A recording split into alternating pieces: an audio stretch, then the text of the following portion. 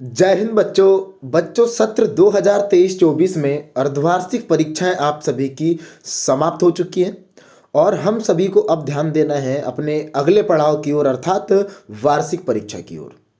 आज हम लोग इस वीडियो में देखने जा रहे हैं कक्षा 11वीं के भौतिक शास्त्र का सॉल्यूशन। ठीक है, हम लोग इससे पहले पार्ट 1 कर चुके थे बेटा। क्योंकि मुझे लग रहा है कि हमें अब सीधे वार्षिक परीक्षा की तैयारी करना चाहिए, मैं इसका पार्ट 2 लेकर नहीं आया था।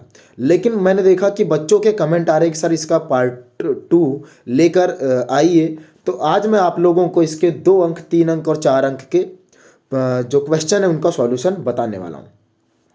तो मेरा नाम है मुकुंद यादव, मैं आप सभी का यादव सर पीसीएमबी क्लासेस में स्वागत करता हूँ। चलिए शुरुआत करते हैं।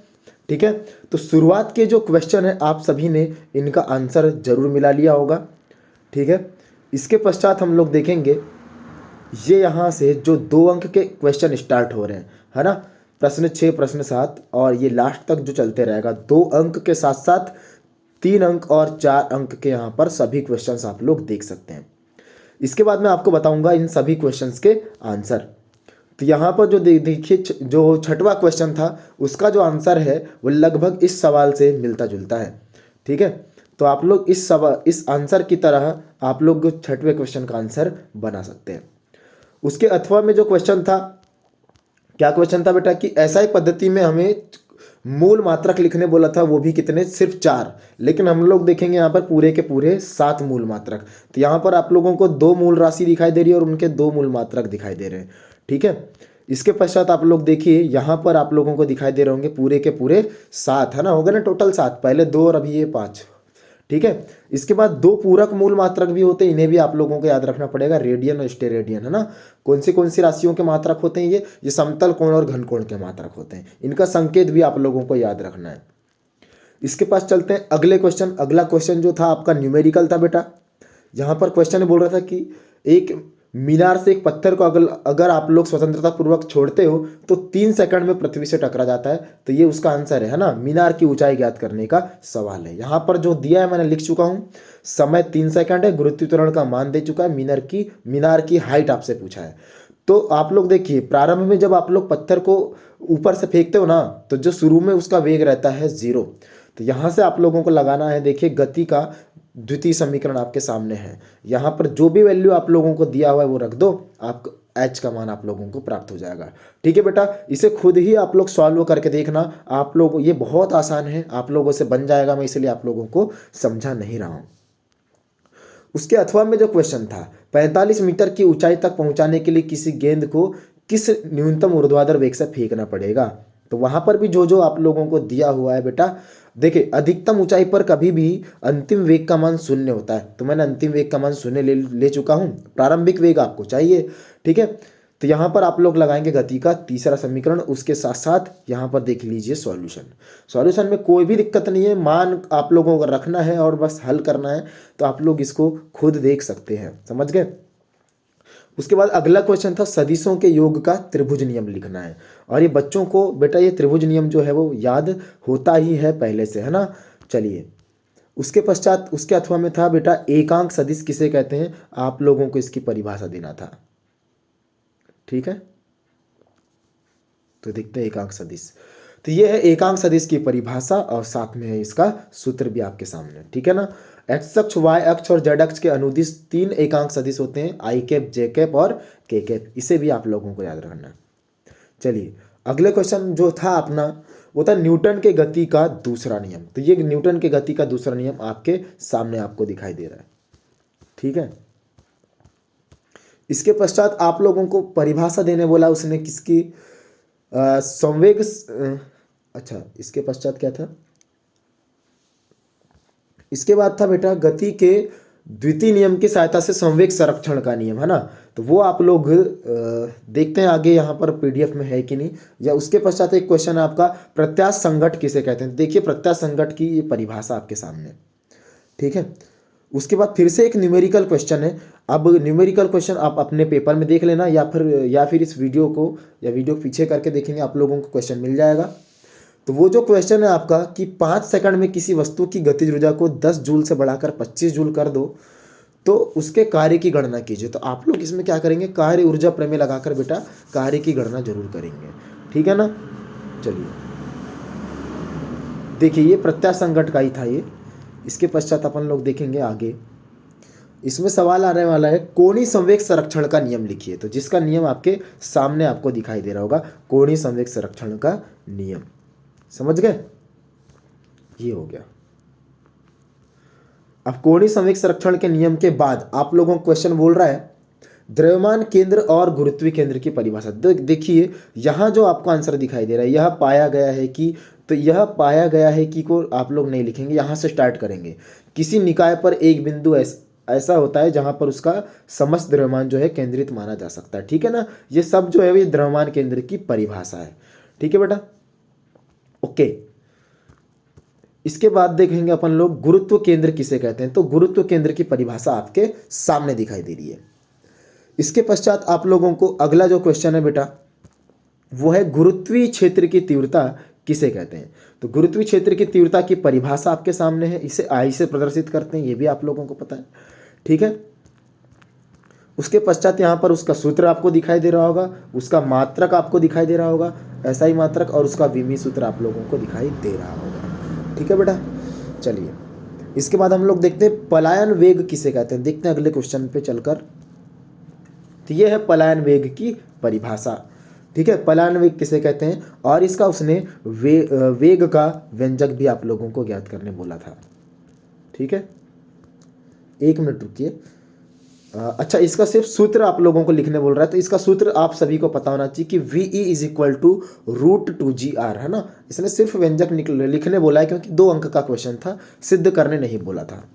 चलिए इसके पश्चात अगला क्वेश्चन है आप लोगों का, विमीय विश्लेषण विधि से K = 1/2 mv² + ma, इसका आप लोगों को शुद्धता की जांच करना था। तो बेटा जो त्रैमासिक परीक्षा का जो सॉल्यूशन है ना, उसमें मैंने इस सवाल को समझाकर भी बताया हूँ। वैसे भी ये बहुत ही आसान सा सवाल है, आप लोग इसको समझ सकते हैं। इसका आंसर आप लोगों के सामने दिखाई दे रहा है। अगर आप लोग इस क्वेश्चन को फिर से एक बार समझना चाहते हैं तो तिमाही परीक्षा के सॉल्यूशन में आप लोग जाकर देख सकते हैं। सेम सवाल ये रिपीट हुआ है ना, आपका तिमाही परीक्षा और अर्धवार्षिक परीक्षा दोनों में आ चुका है। ये भी क्वेश्चन आप लोगों का रिपीट हुआ है, ये भी त्रैमासिक परीक्षा में आप लोगों को देखने मिल गया था, ठीक है बेटा। चलिए आगे देखते हैं। तो अगले क्वेश्चन की ओर चलते हैं हम लोग। तो अगला क्वेश्चन है कोणीय संवेग किसे कहते हैं, इसकी दिशा किस प्रकार आप लोग निर्धारित करोगे। तो कोणीय संवेग की परिभाषा आपके सामने है, ठीक है। इसे दर्शाते किससे, वेक्टर L से प्रदर्शित करते हैं इसे। और इसकी दिशा के बारे में देखिए मात्रक, उसके बाद विमीय सूत्र, और उसके बाद हम लोग दिशा की जानकारी देंगे। तो ये है कोणीय संवेग की दिशा के बारे में, ठीक है। उसके बाद है बेटा अगला क्वेश्चन, बलयुग्म किसे कहते हैं और बलयुग्म के आघूर्ण के लिए सूत्र की स्थापना करना है आप लोगों को। तो ये बलयुग्म की परिभाषा हो गई, है ना, ठीक है। और उसके बाद बलयुग्म के आघूर्ण की जो व्यंजक, आघूर्ण का जो व्यंजक है वो आपके सामने ये दिखाई दे रहा होगा, ठीक है बेटा। तो ये हो चुका है आपका बलयुग्म के आघूर्ण τ = F × d, मतलब बल युग्म के आघूर्ण का व्यंजक। उसके बाद अगला क्वेश्चन है आप लोगों का, ठीक है, क्या दिया हुआ है, एक न्यूमेरिकल क्वेश्चन है आपके सामने, है ना, कि पृथ्वी पर किसी पर्वत की जो ऊंचाई है वो 10 किलोमीटर ही हो सकती है अधिकतम, समझ गए। और यहाँ पर आप लोगों को दिया हुआ है उसका घनत्व दे चुका है और प्रत्यास्थता की सीमा दे चुका है। तो आप लोगों को यहाँ पर एक सूत्र याद रखना है, पर्वत की अधिकतम ऊंचाई मतलब मैक्सिमम हाइट = प्रत्यास्थता की सीमा बटे ρ × g।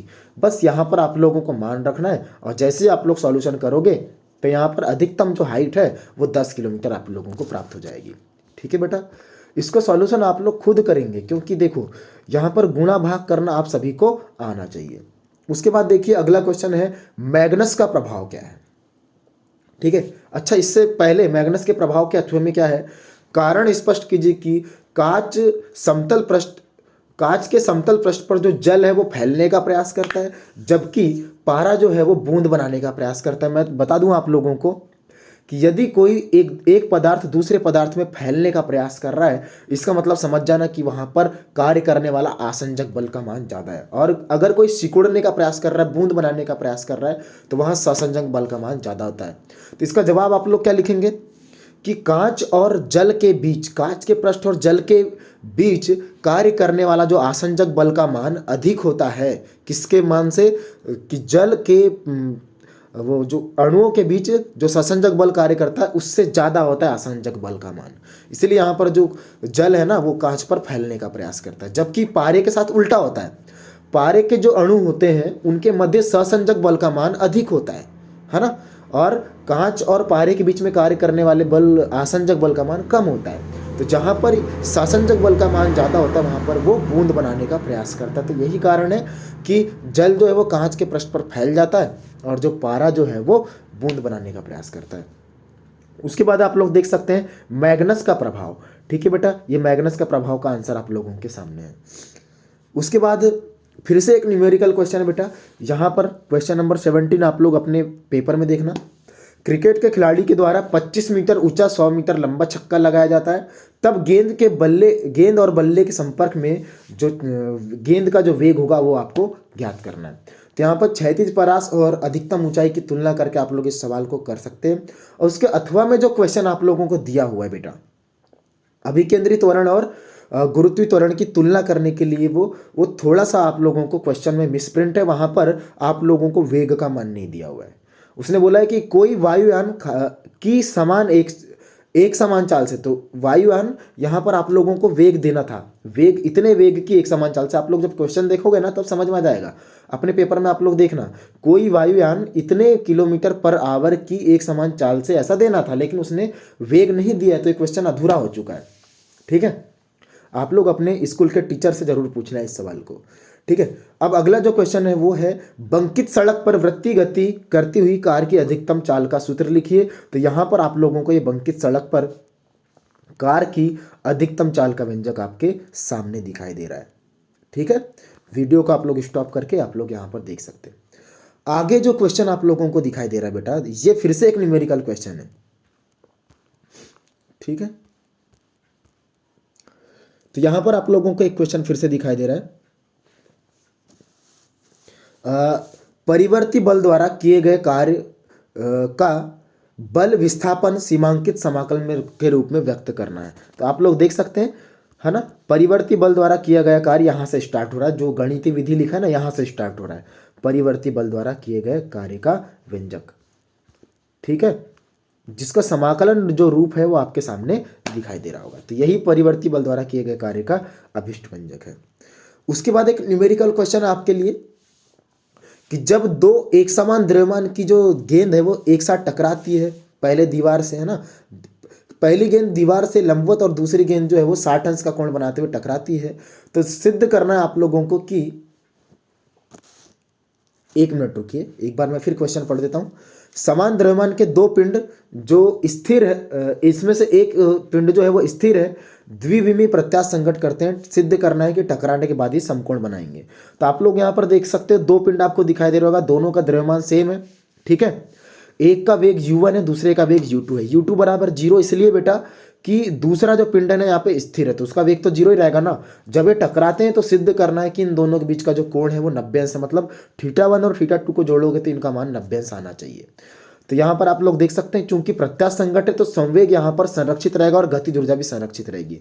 तो संवेग संरक्षित का मतलब पहले का संवेग मतलब m1 u1 plus m2 u2, और फिर बाद का संवेग मतलब m1 v1 plus m2 v2। तो यहाँ पर दोनों जगह पे द्रव्यमान सेम रहेगा, लेकिन वेग शुरू में u1 और बाद में 0, और फिर संघट के पश्चात क्या होगा, दोनों का वेग v1 और v2 हो जाएगा। तो यहाँ से m कॉमन लेके आप लोग काट देंगे और आपके पास समीकरण नंबर 1 दिखाई देगा। फिर उसके बाद आप लोग बोलेंगे गतिज ऊर्जा संरक्षित रहती है, तो आप लोग सामने देख सकते हैं, इससे आप लोगों को प्राप्त होगा समीकरण नंबर 2।